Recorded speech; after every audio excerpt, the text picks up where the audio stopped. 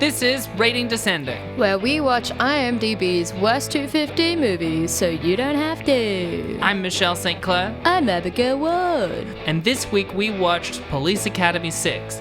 Those bumbling cadets take to the streets when three inept goons successfully orchestrate a metropolitan crime wave. Let's watch.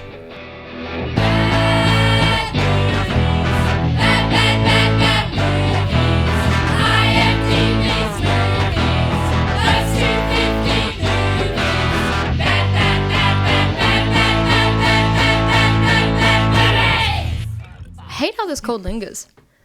Yeah, My nostrils are destroyed. This is a cold that lingers. A cold that lingers.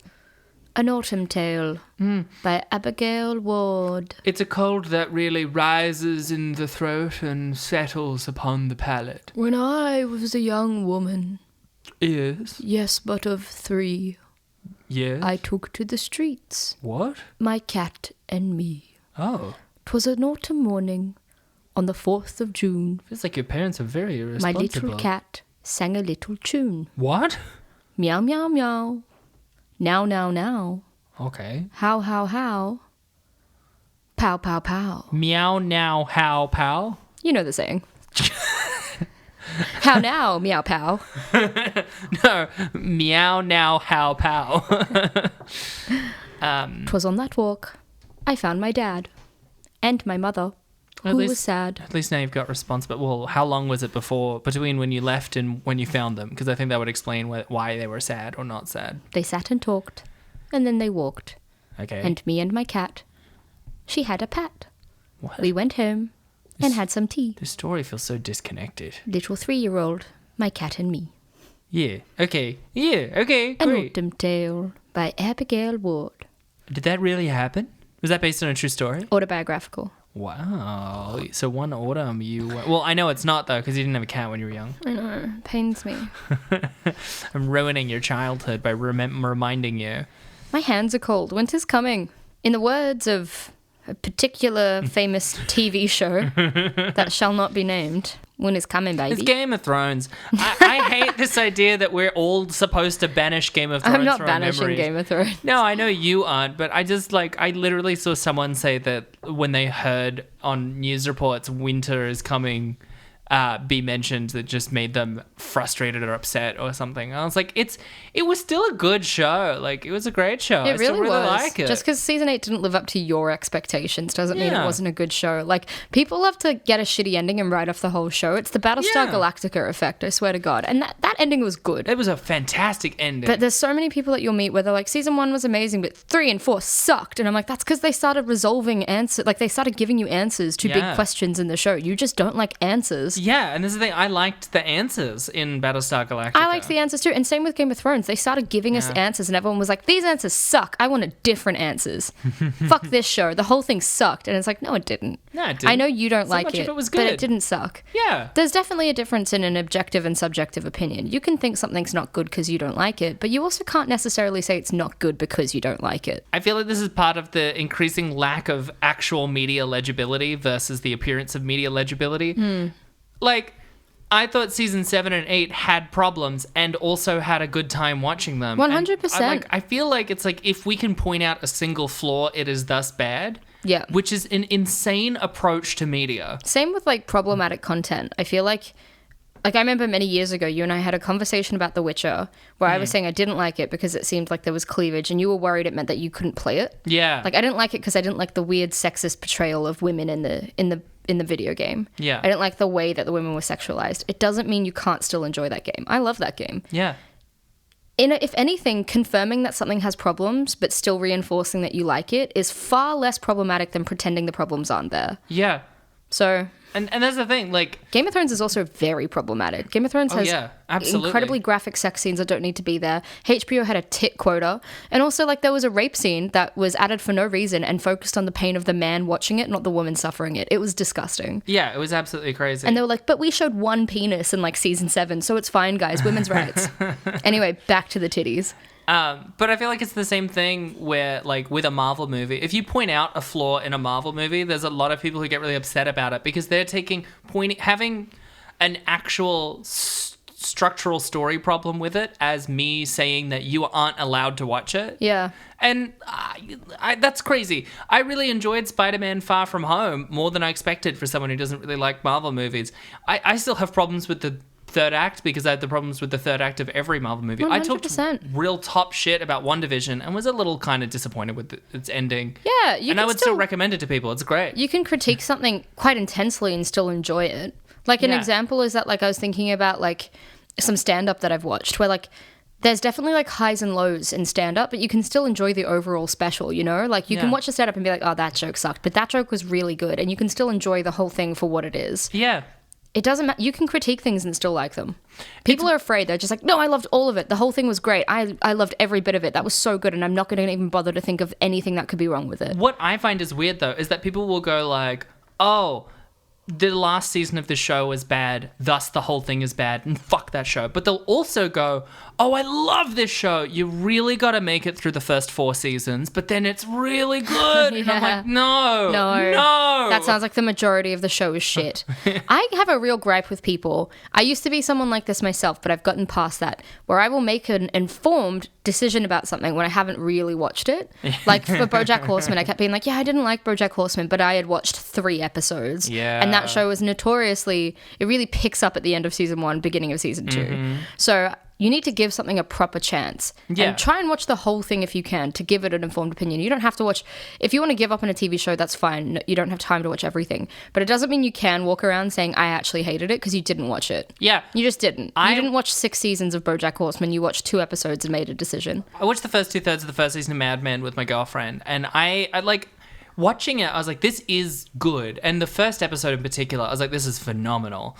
But like getting through it, I was like, it's also like a third of the speed as I would appreciate, and just not the kind of show that I was looking for. Yeah. And like I stopped watching it, and I know it's supposed to be really good, and I just kind of I'm not particularly interested in continuing to watch it. I'm not going to go around and say it's really bad, don't watch it. I'm going to go, it's a slow moving character piece, and if that's what you want, fuck yeah. Yeah. Mad Men is a good show, but I stopped after season 4. I was talking to some of my students about Better Call Saul, because I was saying, like, I've heard it's as good. Some reviewers have even said it's better than Breaking Bad or whatever. And I'm like, I'm sure it is, but also I just liked the way Breaking Bad ended, and I just didn't feel the need to watch the show about Saul. Yeah. And there's other things to watch. There's so many things to watch. There's so many things to watch. It's crazy to shame people for what they are or are not watching. But if you, listener, are someone that decides to have an opinion on something you haven't actually seen, stop doing that.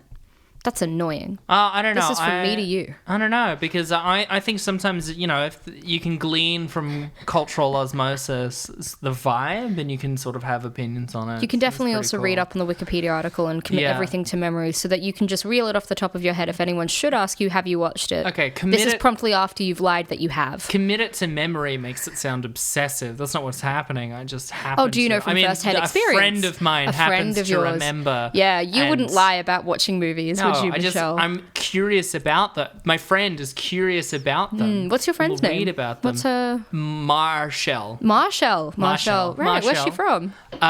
She's from Marlborough. Right. Okay. And what's her girlfriend's name? Is she gay? She got a girlfriend? No. She has a boyfriend named Bronk. Bruce. Bruce, way better. But that's not his name. It is Bronk, for sure. It is Bronk. That sounds, you must get so irritated when Marchelle just lies to your face about the content she's consumed. When she says it to me, I'm like, she's not lying. She's using the knowledge that she knows of it. So you understand the plight of Marchelle. You know, if you hear something about it and you hear a different opinion about it, you can really extrapolate. And I'm like, I'm sure that's just what Marchelle is doing. Not Michelle. Marchelle. No. Yeah. Michelle only ever watches things. She watches everything. I watch, everything. But Marchelle, what did you think of The Evil Dead, by the way? Oh, I thought Evil Dead 1 fantastic. But Evil Dead 2? Highlight of Sam Raimi's career. Love the way he moves the camera through the space. Influential on horror comedy, practically inventing the genre. Evil Dead 2, I didn't think it was as good. Yeah, but it really 100%. picks back up with Army of Darkness. Yeah, I hear Marchelle totally lied about seeing Evil Dead 1 and 2, but you wouldn't do that, That would be such a understandable thing for Marchelle to do. Speaking of feeling lied to, we watched Police Academy 6, and I feel lied to in the sense that When you hear Police Academy referred to, they're referred to as comedies, and that would imply that there were jokes at any point. And I'm really quite upset. This was fascinating for me because I think I watched Police Academy 1 when it was came out? when it was shown on free-to-air TV multiple times as a kid. I think my brother watched it a lot. Yeah. And I remember watching it and not enjoying it. You are a mad woman, and you undertook the great project of watching Police Academy 1, 2, 3, 4, and 5 in lead up to Police Academy 6, which I did not. Yeah, I have great respect for Michelle. Sorry, Michelle.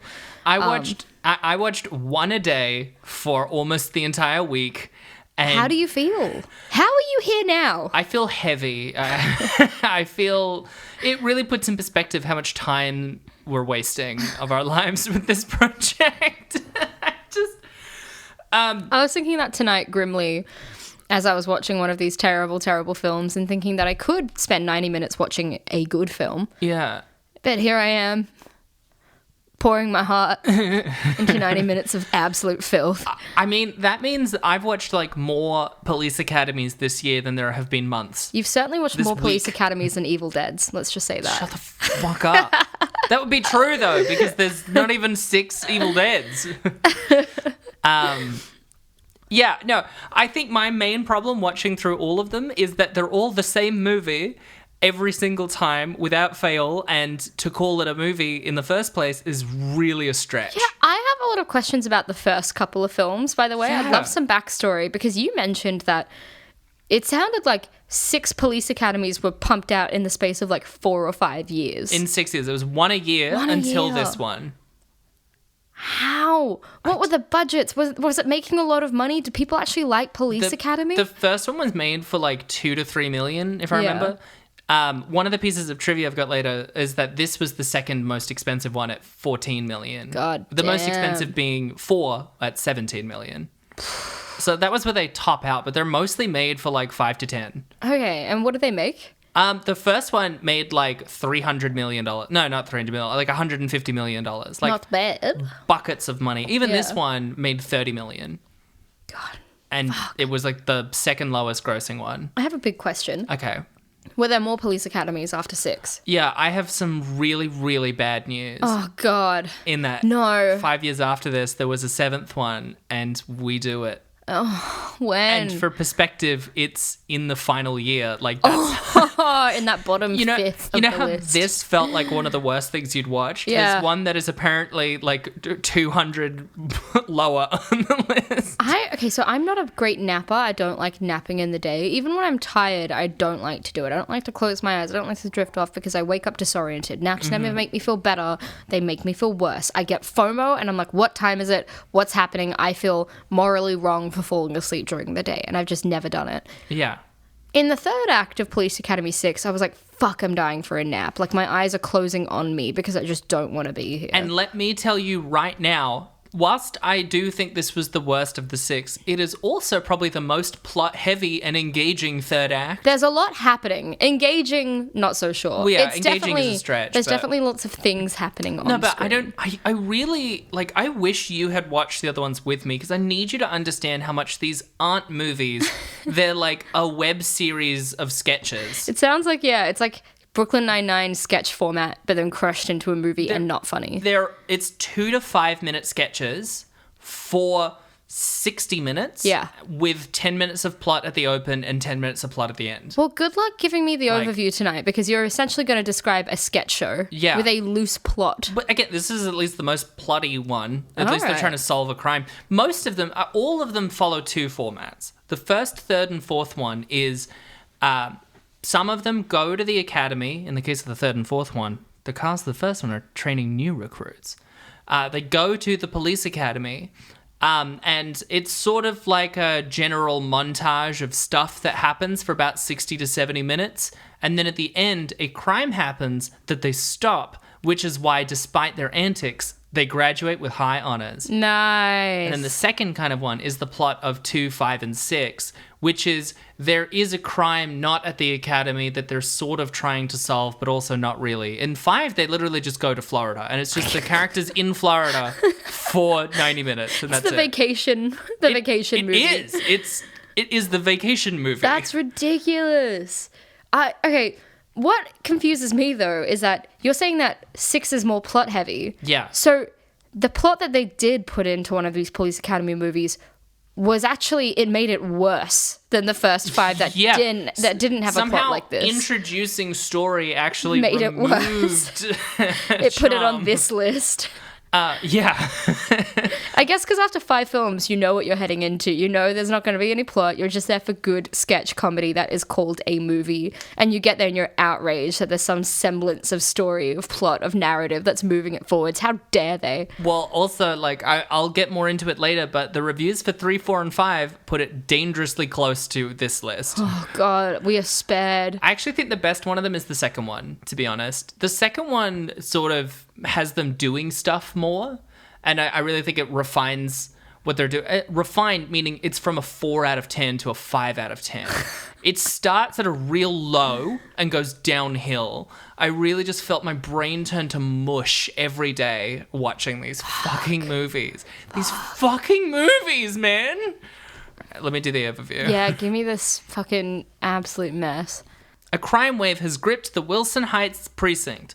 The mayor has assigned Captain Harris to the case, and at the commissioner's request, he is joined by Commandant Lassard and his favorite team of former Academy officers, including his nephew, Sergeant Nick. Lassard's team struggles to get information as Captain Harris's pride gets in the way of their investigations. Eventually, Nick realizes that the 3-member gang is working for an unseen mastermind who has a leak in the police force. After a botched attempt to stop a robbery, Lassard is framed and the team is suspended pending an investigation to the delight of Harris. Nick and the Academy officers decide to clear their names by taking down the gang, tracking them down and arresting the gang members. They continue to chase down the mastermind and discover that it was the mayor the whole time.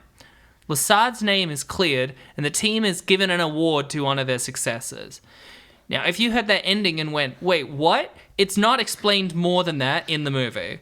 It's some sort of real estate deal that means it's the mayor. Why did the mayor draw special attention to it? Who knows? No, we don't need to think about those things. They do the which one is the real one. They actually do it. Yeah, and it was like... It felt like a real Scooby-Doo ending where they're pulling at his nose and his mask comes off. It's almost like he should have said, "I would have gotten away with it if it weren't for you pesky cops." They burst into the room and it looks like the police commissioner is there, and then the police commissioner runs in and they say out loud which one is the real one. And then they figured out the way that they should always do that in those cartoons, which is just actually pull in their face. Yeah. I'll admit. Rather than asking them a question. Sometimes I get worried if I'm real or not, so I just start pulling at different parts of my face just to make sure that there's no mask, you know? What if I wake up one day and I'm actually an evil mayor in an Abby suit, but I don't know? You need to make sure that you're not Otto from Malcolm in the Middle. Who plays the mayor. It's a viable way to check that you're still like being true to yourself, you know? Every time you're like, that didn't feel like me, just pull your face a little bit. How elastic is my skin? Well, I feel like my face is very elasticy. There's this bit in Please Like Me where Josh Thomas very quickly says, like, he says he thinks he has a weird face because it's super elasticy. I relate. I feel like my face moves weirdly. It settles in odd places. There's so much skin going on here. It's too big. Wish my face was smaller. Tennis ball sized for convenience. Wait, you wish your head was smaller or your face was smaller? The face. Okay, because if your face was... You don't want your face to be too small and Haley Joel Osment. Wow. You know? I feel like your face fits on your head very nicely. You reckon? Yeah. But what if it was like half the size, very round in the center? So it looks like your head is a tunnel to your face. Exactly. And one of those like spooky fucking filters on Instagram. How about it? Well, I guess... Would that be hot? You could play with perspective. Is your head look like a tunnel to your face? Or does your face look like it's projecting out of your head? I was going to say, it's like the bit of my face that isn't there on the front of my head just really tapers into my face. So it's almost like a little snout with my face at the end of it. What the fuck? Why? Hang on. I went from totally on board to totally not on board at all. Imagine a normal head, but at the front, it tapers out a little bit until it hits the actual small face. No, I actually didn't mean describe it more, please. Oh, okay. I meant what please, I mean, right? No, is what that, like, I actually would prefer is again, that it's you very stop snout-like. It's like it's coming out at an angle from my head. Man, Police Academy, wild. I want to talk about my face. You've talked about it. It's done. Very Aardvark-esque.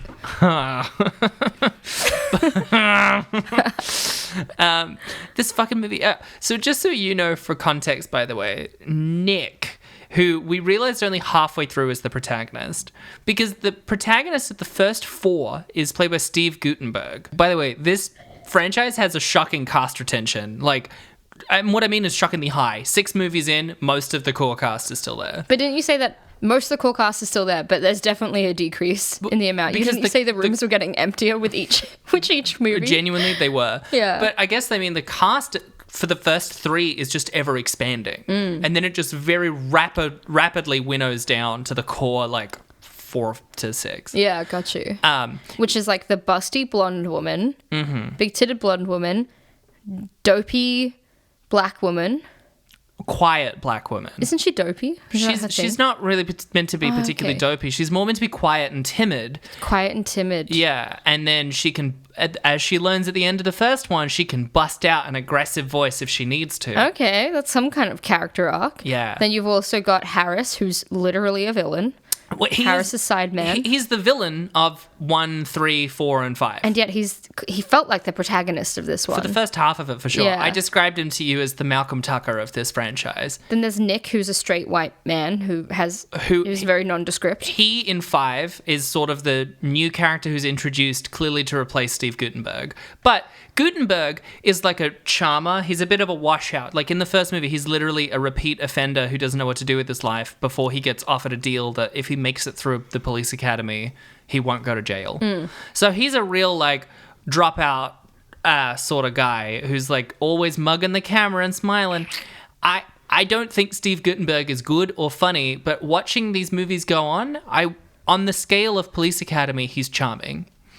More so than Nick Lassard, who is played by the guy who's the lawyer in Silicon Valley. And whilst he's one of my favorite characters in Silicon Valley, he was one of my least favorite characters in this. Yeah, 100%. Could not tell you a thing about his character. It's just that he was present in the film. There's Hightower, the tall black guy who is Bubba Smith, who was a football player, who was, in test screenings, the audience's favorite character in the first movie. He was one of my favorite characters in this movie. At the beginning of the franchise, he's like a gentle giant. Yeah. Who really doesn't want to use his strength, but they're clearly trying to push him to. Yeah. And I guess by this point, he's just a guy because he doesn't really have any defining character traits anymore. Yeah, but at the end, they pair him with the other strong man in the villainous team and they fight it out. They're the two strong boys. They literally stand there. The only thing I thought that was resembling a good bit was them standing face to face, exact height of 6'9", and just like punch. God, I wish I was 6'9". You wish you were 9 feet taller, 9 inches taller than you are now. I do. I really do. If you were 6'9", you would be as much taller than me as I am someone who's 5'7". Yeah. That's crazy. That'd be incredible. I would love to be 6'9" and just step on people on purpose. Yeah. But I'd be like, oops, every time I do it. Whoopsie. Well, here's the thing. In real life, a lot of men would hate that and be intimidated and mock you. But if you were a video game character like Lady Dimitrescu in Resident Evil Village, then the internet would get horny as hell. True. I mean, as a woman that is 6 foot in real life, a lot of men still kind of hate me or are intimidated by me. It's because you aren't a digital object that they can fuck. That's what you think. Oh my God. I just fade out. Oh, Abby... Well, I guess I'll take it from here. But then the voice comes from the computer. I'm okay, Michelle. I loved you. Never forget that. This is happening while you speak. It's like a cappella as you go. So keep talking. I will never forget you, Michelle. Our time was invaluable. Goodbye.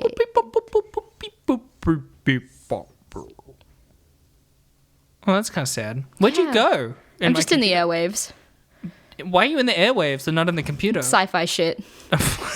Okay. It's a tragic ending. This is me just busting out like a Doctor Who finale ending on you. Oh, yeah. Just explaining it away. Where they explain it away with quote-unquote science. It's magic. It is. It's always magic. No, I love Doctor Who so much. I do too, but it is so ridiculous. It is particularly ridiculous, the episodes where someone is like, it be a spooky ghost. And he's like, it's not a ghost. It's actually an alien creature with a ghostification ray that is projecting it through the walls with a plasmatic essence. I'm like, that's the same level of magic. What Doctor Who does really well is that they rest their laurels on pure emotion driving the logic of the plot, and they get away with it. That's how I live my life. Because you watch it and you're like, that doesn't make sense, but it doesn't matter because now she's a fucking hybrid alien stuck in a fish tank forever and he'll never be able to feel the touch of a human woman. It doesn't make sense in my head, but it makes sense in my heart. Exactly. That's every experience with Doctor Who. Yeah. Every experience. I just hate when they pass off, no, believing in magic is stupid. Here's science, and the science is magic. By the way, listeners, we have perfected the ultimate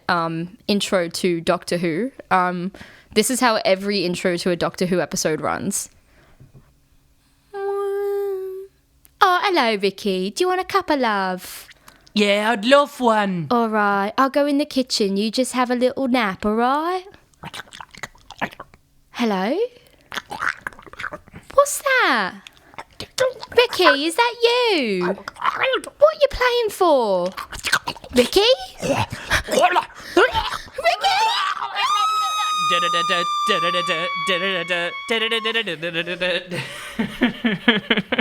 And you're like, I'm in. Yeah, you're like, what the fuck is that? Yes. Give me 40 more minutes. And again, he'll show up and we'll be like, oh my God, is it something spooky? And he goes, it's not something spooky. It's actually a dangerous alien. That's spooky. That's so spooky. But he's not spooky because this alien also has feelings. He too has been shunned by his society, just like the Doctor. Yeah. It's actually very smart. Back to Police Academy, though, because we're going through the plot. The other important person is Michael Winslow, who plays Sergeant Jones. He is notably I think I remember reading, he's the only actor who is in every Police Academy. No, David Graff, and I can't remember the name of the actor who plays Commandant Lassard. Those three are the only ones who are in all 7 movies, but Michael Winslow also guest appears in the Police Academy TV series. Wow. Dude fucking loves being in Police Academy. It's paying his fucking rent. I don't blame him. Well, because his whole shtick is that he is known as the man with a million sound effects. Like, he can just, with his voice, mimic any noise. Yeah. And really, all he does in this, I'm sure the script just says Michael Winslow does some Michael Winslow shit. Yeah.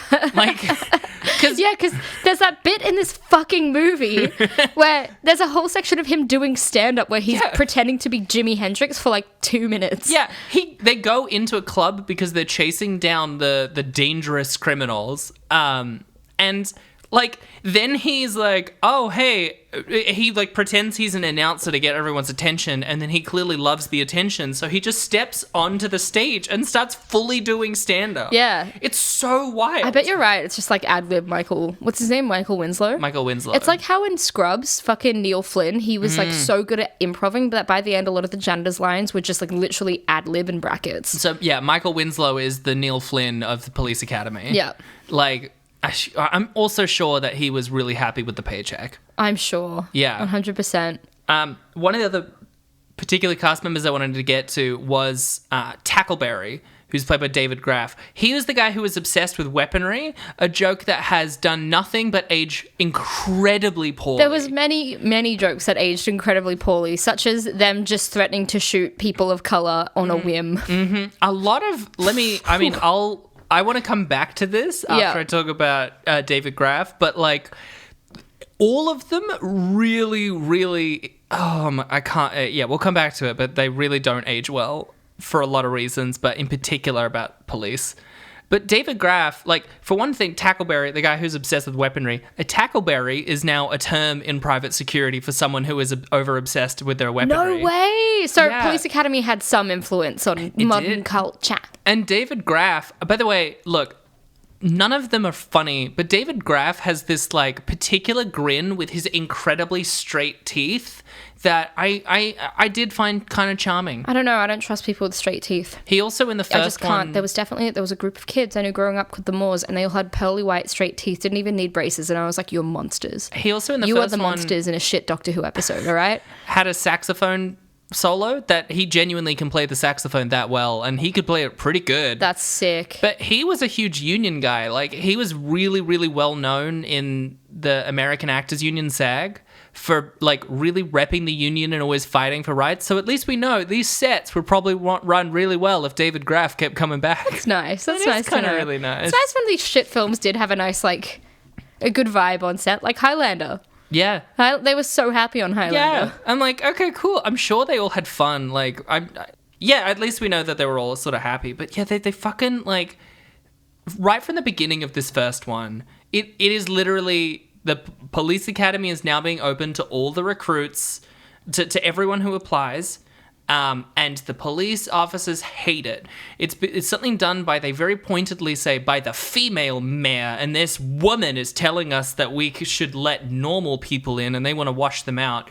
And I'm like, right, but the reason that they do that in real life is because they want to screen for the white supremacists. And then there's tons of stuff like Tackleberry really, really wants to fire his weapon. They're just really aggressive and overzealous about police violence. They're also incredibly incompetent. And no part of this ages into the current conversation around police brutality. I mean, it didn't age well in the old conversation about police brutality well either, but it's bizarre to watch. Yeah. Now. And it gets more and more bizarre as each movie goes on and they turn into allegedly respected police officers. Mm. They're also known, like, they're all very sexist and they're all mildly racist too. Oh, yeah. Like, we're like 5 minutes in and that blonde character. What's her name? I can't remember. She comes in and she's like just like doing like bench presses and like lifts, like push-ups. And the movie makes a joke about how many men harass her and look at her and like ogle her. But the film is also letting the audience ogle her. Like, the film is doing what they are portraying all these creepy men to do, and I'm like, what are you doing? And then they have the fucking audacity later to have her beat people up, and people are like, what a capable, strong woman. Yeah. Fuck you! Although I will say, I did kind of enjoy that. It's just nice to watch women beat people up. I know in the context of Police Academy it sucked, but they didn't actually sexualize that bit, which is fun. You didn't see the crimes they commit in the first 5. I didn't, and I don't need to know. You didn't go through the war with me. Ignorance is bliss, baby. Let me tell you, out of all the things they could be, they were probably the least amount of racist than anything else. Yeah. This was the least homophobic of the 6. Any essence of transphobia anywhere either? Yeah. Yeah, and like very homophobic very consistently. Fucking hell. Lots of jokes that are like the idea of kissing a man. That's crazy. That's not God's way. Yeah. Very upsetting.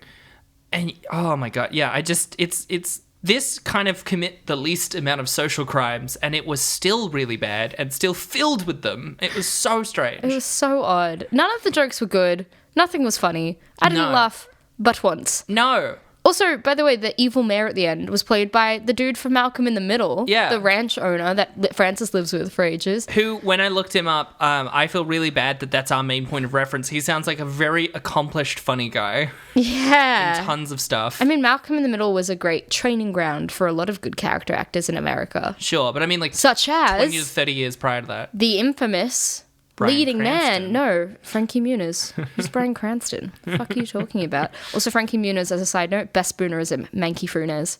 That's and also, great. Cryan Branston's not bad either. I love Cryan Branston. I'm Cryan Branston, baby. Hey guys, I'm Cryan Branston. Cryan Branston is like the emotional parallel to Rain and Men. It made sense in my head, and then I said it. But out loud. It's just... the dots that connect between Cryan and Rainan are not as thick. You're either crying men. Fuck. Hang on, guys. Oh, you're Raining Branston. She got this. Michelle, help me. No, not at all. No. I'm on my own on this one. Yeah. Listeners, you get me, right? No idea what you're talking about. So every day you're either Raining Men or Bryan Cranston. Fuck! Shit. This is so bad. Just give up. I would love to. Do you want to hear some trivia? I would love to hear some trivia. Okay, great. I have more trivia and reviews than I have before. People who have been in the franchise at one point include people like Steve Guttenberg, who I mentioned, Kim Cattrall, who was the love interest in the first one. She had third billing and had maybe 4 to 5 lines. 4 to 5 lines? No, not That's delivered bullshit. like that. She was like, oh, wow. That was it. Sounds very similar. No, more like, oh, wow. Because it was more like, less strong and fun and confident. Got you. Sharon Stone was in the fourth one. David Spade. Wearing underwear, one would hope. This time, yeah. Yeah. David Spade. This was his feature film debut in the fourth one. So Police Academy brought David Spade into the world. For that reason alone. Stand-up did. Yeah, but he didn't need to come to screens, did he? Fuck this franchise, actually. Now, I didn't really care. I haven't seen all of them. You've gone through the horrors of the Police Academy franchise, but fuck that, all right? Now I'm totally against. And Bobcat Goldthwait, who was in 2, 3, and 4. Nice. This movie performed poorly at the US box office, grossing less than $11 million and marking the end of the Police Academy series. It also earned the distinction of being the first Police Academy movie not to place first in the US weekend box office. I included that just so that you know the first 5 placed first every time for 5 years. People love what is familiar. I can't imagine this whole format being replicated now. Like, it's just a TV show. The 80s were a different time. Yeah. When I think about growing up and watching, 80s comedies that were on free-to-air TV, National Lampoon's was genuinely actually very funny, and I have a lot of affection for it. But people just loved their franchises. They loved knowing the exact kind of film they were going to walk into, even if it was shit. And by the end, National Lampoon's was also shit. Yeah, it was. Yeah. When Proctor, who is Sergeant Harris's villainous companion, is driving the bus, he narrowly avoids hitting a corner fresh fruit stand as Harris yells, "Look out for Gene and Roger's fruit stand." This is a reference to movie critics Gene Siskel and Roger Ebert, who mentioned in a review of one of the previous films that every Police Academy had to feature stunt drivers crashing through rubbish bins or a fruit stand. Despite the pair voicing their appreciation to the producers for mentioning them in the movie, the film still received 2 thumbs down. Nice. This one is actually about the 4th movie, but I included it anyway. G.W. Bailey, who played Sergeant Harris, who played Captain Harris, once recalled how while on location for the courtroom scene in Police Academy 4, someone approached him and said, "Gee, did you ever think that this is where your career would lead? You doing a fart joke in a Toronto courtroom?" He did 3 more Police Academy movies after this. I love a piece of trivia with a punchline. Yeah. Here's an interesting one, and I actually quite like Bobcat Goldthwait as I get what he's trying to do. He was in the 80s trying to do Andy Kaufman of really just pushing the bounds of how can I actually piss off the people who are hiring me to make people laugh. And I thought it was great. Very punk rock. And as a director in the last decade or so, fantastic, honestly. While a guest on the podcast The Gist, Bobcat Goldthwait said that in 2015, TMZ on TV cornered Goldthwait on the street per their usual tactic, tried to bait him with insulting questions to try and get him to become enraged on camera, which is what they would do. One of the questions they asked him was, should there be a Police Academy reboot? But instead of becoming enraged, he answered with a mild no, and continued to joke, the problem is that a lot of the cast are dead. He also said that if they did do a reboot, I think they should reboot it like they did 21 Jump Street and make it a comedy this time. Nice. And he also said, the police are killing civilians right now. I don't know if it's really the time for a wacky police comedy, you know? TMZ removed the last comment from their broadcast. What year was that again? That was in 2007. Right. Nothing's changed. Nothing's changed. Here is my last piece of trivia that I thought was fucking buck wild. Former US President Bill Clinton once told Steve Guttenberg that this was one of his favorite movies and that watching the films helped him through a difficult time, presumably when he was undergoing heavy media scrutiny during the Monica Lewinsky scandal. He also stated that during his speech at the 2016 Democratic National Convention that his wife Hillary Clinton had found his parenting choices questionable after he watched 6 Police Academy movies back-to-back with his daughter, Chelsea Clinton. Oh my god. What the fuck? What the fuck? The Police Academy films are tearing the Clinton family apart. It would tear any group of people who watch it apart, but what the fuck? I wasn't expecting to watch Police Academy 6 and then scroll through the trivia and find, Bill Clinton's a big fan. Bill Clinton's choices continue to be questionable at best. Yeah. No surprises there. While Hillary looks on with a doubtful eye. Do you want to hear some reviews? Fuck yeah. On Rotten Tomatoes, Police Academy 1 has the highest score in the series with 54%, followed by 3 with 40% and 2 with 33%. I disagree with that order. 4 through 7 all have 0%. Fuck! 0. 0. I think that's the lowest Rotten Tomato rating we've encountered. 4, 5, 6, and 7 all have 0%. What the fuck? I haven't found anything with 0% yet. So let me. This is what I mean when I tell you we're lucky that there's only 2 on the list. It could have been almost all of them. I have a shiver running down my back. Yeah. It might be because I'm cold, but I think I'm just mentally distraught by the idea. I have 2 critic reviews. Pete Hammond in Leonard Maltin's movie guide gave Police Academy 6 a bomb rating, writing, this entry is only, repeat, only, for those who thought Police Academy 5 was robbed at Oscar time. And this is my favorite one, is the second mention of Roger Ebert. This is Roger Ebert's review for the first Police Academy. Okay. Which I thought was notable to, again, and really get across to the audience just how far this franchise falls.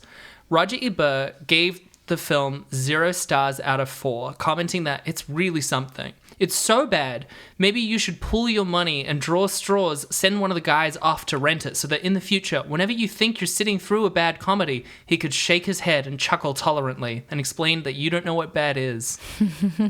And that was the highest rated movie in the franchise. This fucking movie! Michelle, you got through every Police Academy film. Well, you will. You can do anything. Yeah, the sky's the limit. While I know that you feel like you've hit rock bottom, really you've peaked in terms of your endurance, your stamina, your determination, your principles. Nice. And I respect that. Thank you. Yeah, watching this really showed my principles, yeah. It really showed where your allegiances lay.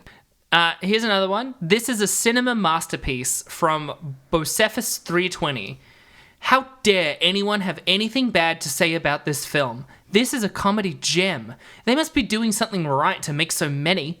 The comedy genius of Bubba Smith shines through, and Michael Winslow as Jones makes this an all-time classic. The late David Graff in the role he was born to play, the Eugene Tackleberry, gives a performance worthy of Oscar. And how Leslie Easterbrook's performance get overlooked for Best Supporting Actress is a shame. With an excellent soundtrack and an awesome screenplay, this is a movie lots of people missed. The fight scene at the end was one of the greatest battles ever seen on film. How did this not win Best Picture is beyond me. Jesus Christ. 10 out of 10. 10 out of 10. There's another one titled The Academy is Always Busy by Seth17217.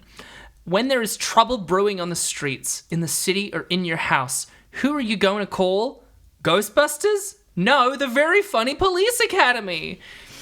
I have seen bits and pieces of the first film on local television, and I thought of it as very funny and amusing. Then the same thing happened with the second film. Then the third. Next, the fourth. The fifth is where the laughs keep on rolling, and now the sixth version, the one I am talking about right now, is very funny. The seventh and final chapter in the Police Academy saga is the funniest. I recommend all 7 of these movies. They must be watched immediately. 10 out of 10! 10 out of 10! 10 out of 10. 10 out of 10. And this one I thought was great. A bit better than the rest, by Behemothum17. This is actually a pretty funny movie. Definitely more childish in humor, but this is a plus. Not as bad as everyone says. 10 out of 10.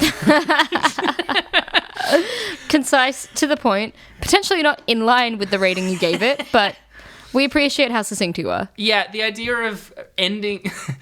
it's not really that bad. 10 out of 10.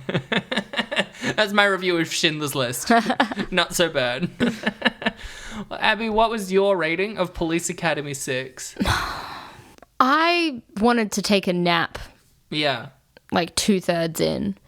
I found the second half of the film almost impossible to watch or keep my attention focused on. I didn't have to go through the trauma of the previous 5 films. But just the one blessings. Yeah, just the one alone though was quite enough for me. I did not enjoy myself with this film this week. I'm going to give it a solid 1.8 out of 10. 1.8. It was grim. It was I found it grim.